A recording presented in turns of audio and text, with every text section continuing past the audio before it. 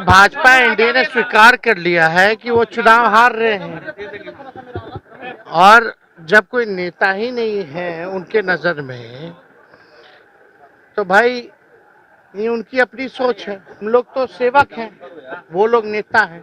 सही तो कहा अमित जी, हम लोग जनता का सेवा कर रहे हैं और वो है नेतागिरी कर रहे हैं। देश का जनता चुनाव लड़ रहा है और इनको धूल चटाएगा, हवा में उड़ने वालों को जमीन पे लाने का काम करेगा। कीचड़ में खिलता हुआ कमल मोबाइल चार्ज कर देगा। प्रधानमंत्री जी तो दिए नहीं जवाब मेरा। खैर सुनो, युग गया तो उनका भी युग खत्म हो गया। जो मोदी युग था उसका अंत हो गया है 24 में। चलो कम से कम स्वीकार तो क्या कि वो चुनाव हार रहे हैं।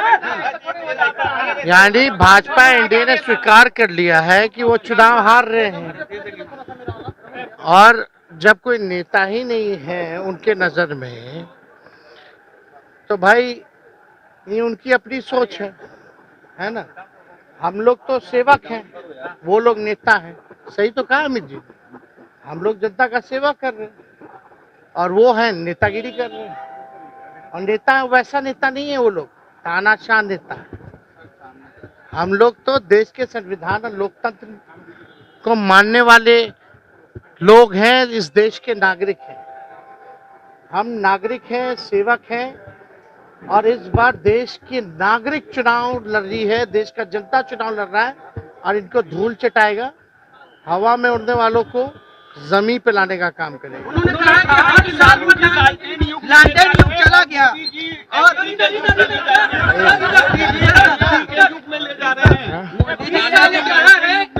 मेरा तो सवाल का जवाब दिया नहीं प्रधानमंत्री जी ने। कीचड़ में खिलता कमल कैसे मोबाइल रिचार्ज कर देगा क्या? बताओ। अरे कीचड़ में खिलता हुआ कमल मोबाइल चार्ज कर देगा। प्रधानमंत्री जी तो दिए नहीं जवाब मेरा।